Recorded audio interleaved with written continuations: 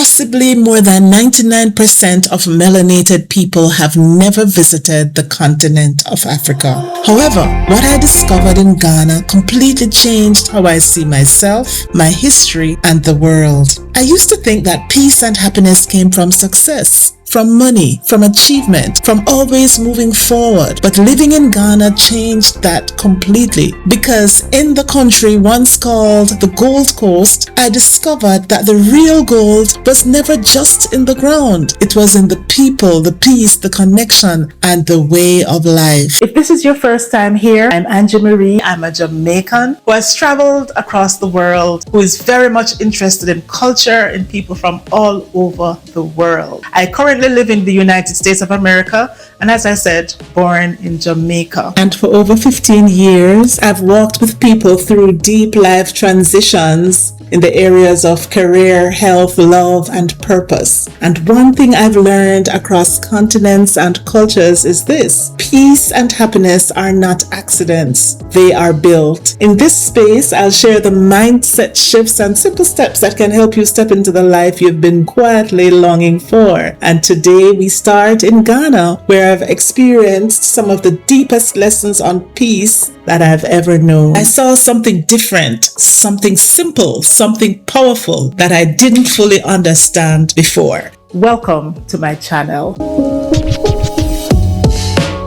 Today we're talking about what life in Ghana taught me about peace and happiness. For those of you who don't know where Ghana is or don't know much about Ghana, Ghana is a country in West Africa. It's one of the most peaceful countries in Africa as well as in the world. So peaceful Ghana is, so much so that I've been there 20-something times alone as a woman. For hundreds of years, Ghana was called the Gold Coast because of the gold Europeans came to exploit. But after living there, I realized the true treasure of Ghana is something they could never have taken away. That's the spirit of the people. In 1957, Ghana became the first country in sub-Saharan Africa to gain independence from colonial rule. That spirit of pride, resilience, and self-belief is still something you can feel there today. Living in Ghana changed me in ways I just did not expect. I thought I was going there like I did visiting other countries to learn about these countries. But what I found with Ghana after spending time there, I learned more about myself. I learned what it means to have real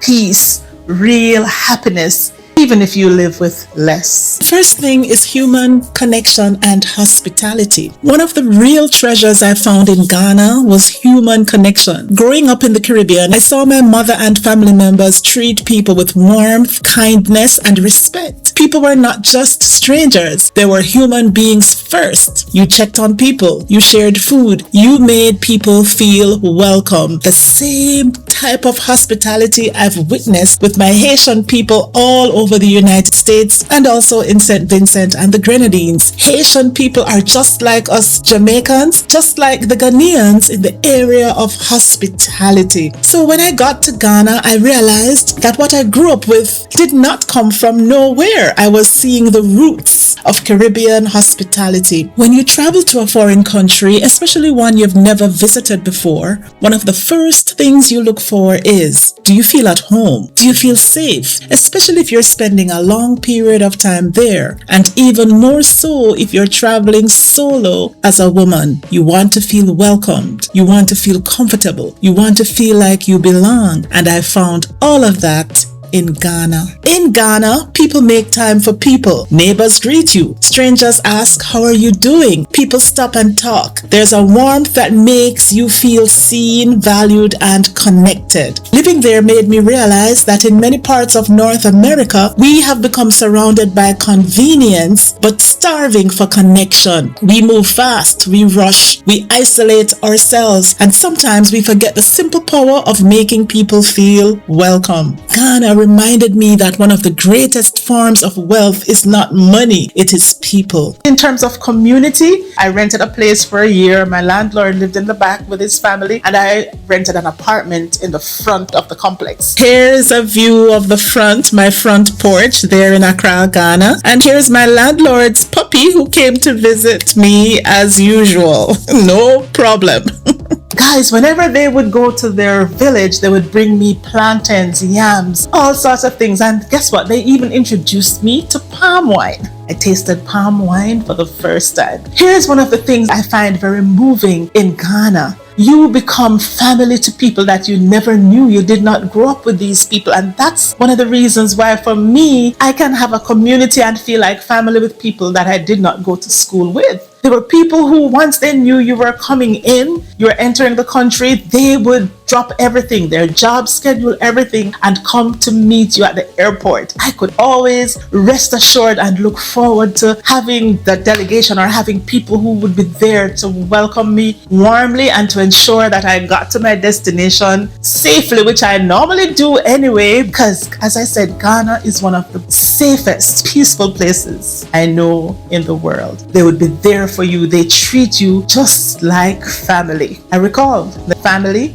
who once I visited Ghana and I was planning to stay at an Airbnb or a hotel, and once these people know that you're visiting, they're like, no, we're not going to allow you to do that. They gave up their air-conditioned bedroom with their water dispenser and refrigerator, everything in that room for my comfort. And honestly, guys, when I said, let me give you some money to show my appreciation, they're like, no, we don't want your money. Guess what? I got a card and put the money in the card in an envelope and still left it for them. This is the heart and the spirit of Ghana. I'm telling you, I love these people. Ghanaians remind me of Haitians, remind me of my own people, Jamaica, and I believe that's part of the reason why our connection is so strong. And I'd encourage you today, if you have been having the thought of visiting Ghana or visiting Africa, yield to those thoughts. We need to connect with our mother country, our motherland, connect with the soil of our ancestors. It will do you a whole lot of good. If this content is resonating with you, I ask you kindly to like this video, go ahead and subscribe to my channel if you have not yet done so, and please feel free to share it as you wish. When I used to visit the country at first, it was similar to going back to my own home country, Jamaica, where everything is much slower, a much slower pace than what I became accustomed to in North America, in the United States, where everything is rushed. You're on the clock. Let's move it. Everything is instant. Microwave ideology. Get it going quickly. But in Ghana, living there changed that completely. It's just like visiting my own country, Jamaica. Now, sometimes you go there, you're saying to yourself, why are these people moving so slow? As if they have nowhere to go. Because we got so accustomed to the fast life in the Western world, in North America, where everything is microwave, instant. Everything must happen quickly. But you go to West Africa or you go to the Caribbean and things slow down. It's a less stressful pace. But guess what? I discovered that in that kind of pace, there's more joy, more peace, more happiness. Slower living. Life in Ghana moves at a different rhythm that's similar to life in the Caribbean. Not slow in a lazy way, but slow in a present way. People take time to talk, time to greet, time to notice each other. And it made me realize something. In many fast-paced places like the United States, we're moving so fast, we sometimes forget to actually live. We chase time but lose presence. Community. One of the strongest things I noticed in Ghana was community. People check on each other. Neighbors know each other. You know your neighbor's name. A simple greeting is not just a formality. It matters. And I started asking myself, how many people live side by side for years in other parts of the world and never truly connect? That sense of belonging, that connection, it changes how life feels. And maybe that is one of the reasons that even though I spent so much time in Ghana, there was never once, I never got sick once, not even a cold, guys. I never got sick. Life was just different. Less stress. You go, you get your watermelon, you blend that watermelon with some lime, and your neighbors are nice and kind. Happiness without wealth. I saw something that challenges everything we're taught.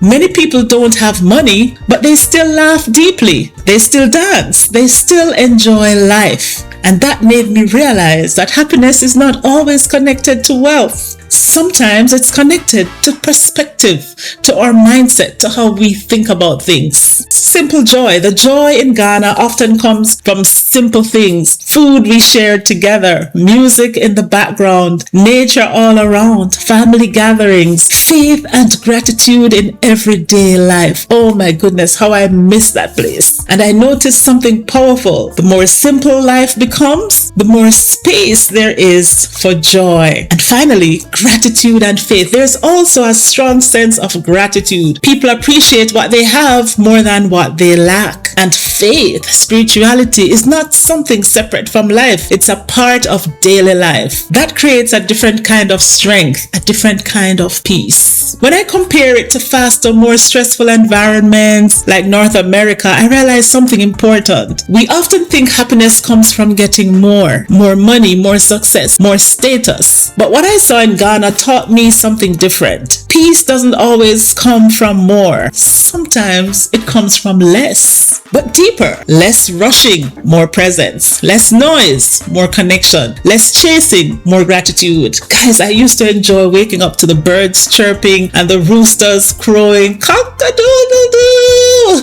in the morning. It is something else. And that is something I carried with me ever since, because maybe the real question isn't how do I get more? Maybe the real question is how do I slow down enough to actually live the life I already have? Thank you so much for sharing this moment with me. I really appreciate it. If you have not yet subscribed to my channel, please go ahead and hit that subscribe button. I've noticed that only a very small percentage of the people who watch my videos actually subscribe. So I'm going to invite you today to subscribe and like this video, and feel free to share it with anyone you choose. Thank you so much for staying with me to the end of this video. This is Angie Marie, and I'll see you soon in the next video. Have a great day.